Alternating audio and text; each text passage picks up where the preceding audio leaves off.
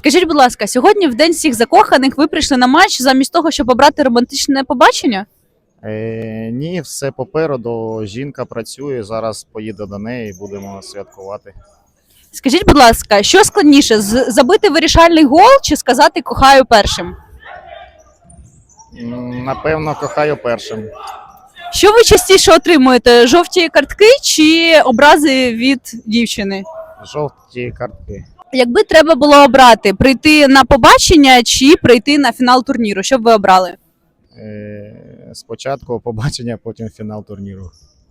Угу. А в коханні ви обираєте тактику оборони чи нападу? Ну, треба дивитися за розкладом ситуації. Найчастіше. Ну, перше давайте. Хто важливіший у День закоханий, тренер чи кохана? Кохана.